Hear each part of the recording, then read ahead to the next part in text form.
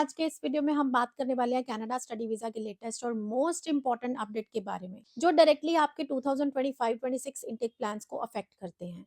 इस वीडियो में मैं ऑफिशियल कनेडियन गवर्नमेंट डाटा के बेसिस पर बात करूंगी। आपको बताऊंगी कौन से नंबर्स सही हैं और कौन से एग्जैजरेटेड हैं, और सबसे इंपॉर्टेंट स्टूडेंट्स के लिए ग्राउंड रियलिटी क्या है। तो वीडियो को एंड तक जरूर देखिए क्योंकि हाफ इन्फॉर्मेशन के चक्कर में बहुत लोग गलत डिसीजंस ले रहे हैं। सबसे पहले एक फैक्ट क्लियर कर देते हैं। 2025 में कनाडा के अंदर इंटरनेशनल स्टूडेंट्स की एंट्री ड्रामेटिकली कम हुई थी। ऑफिशियल डाटा के अकॉर्डिंग 2024 के कंपैरिजन में लगभग 60% कम इंटरनेशनल स्टूडेंट्स कनाडा गए। ये सिर्फ रूमर्स नहीं है, आईआरसीसी और मेजर न्यूज रिपोर्ट्स इस बात को कंफर्म करते हैं। इसका रीजन था new study permit cap, fund की रिक्वायरमेंट में इंक्रीज हुआ, कॉलेज वेरिफिकेशन, फेक कॉलेजेस और एजेंट्स पर क्रैकडाउन।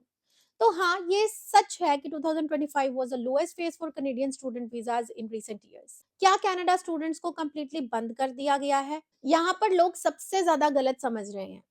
कनाडा ने स्टूडेंट्स को बंद नहीं किया है, कनाडा ने ओवरक्राउडिंग और मिसयूज को कंट्रोल किया है, और इसका इम्पैक्ट आपने देखा।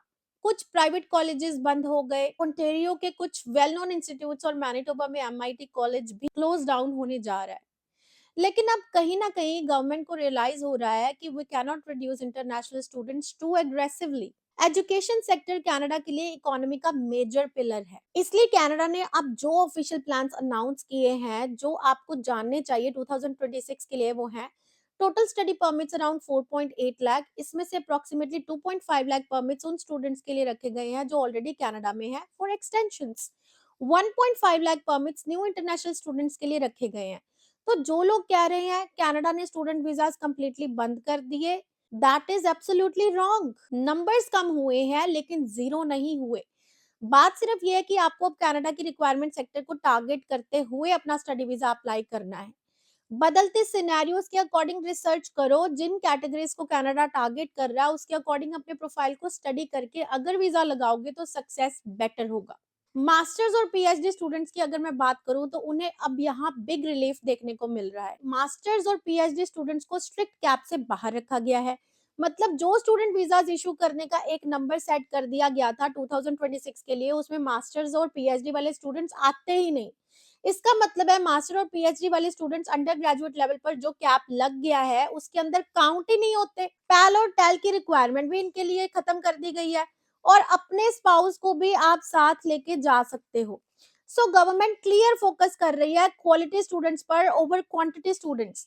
अगर आप masters PhD research oriented programmes में टारगेट कर रहे हो, इसके लिए अप्लाई कर रहे हो, तो आपकी पोजीशन कंपैरेटिवली स्ट्रांग है। ग्राउंड लेवल पर जो ट्रेंड दिख रहा है वो ये है कि जनवरी के बाद जो लिमिटेड फाइल्स अप्लाई हुई थी उनमें से अप्रूवल रेट पहले से बेटर है। रीजन सिंपल है, 2025 में कनाडा ने बहुत कम वीजाज इशू किए।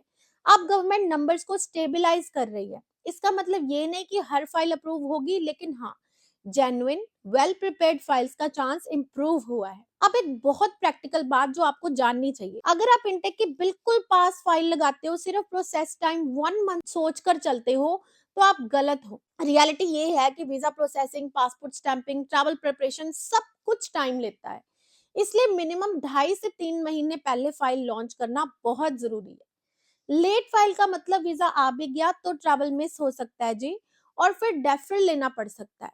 2026 में सक्सेस चाहिए तो इन चीजों का ध्यान रखो, जैसे full first year tuition fees पे करो, जीआईसी पे करो in full, old fund show करो एटलीस्ट सेकंड ईयर फीस के इक्विवेलेंट, फैमिली इनकम प्रूफ्स लगाओ, यूनिवर्सिटीज या रेप्यूटेड पब्लिक कॉलेजेस ही चूज करो।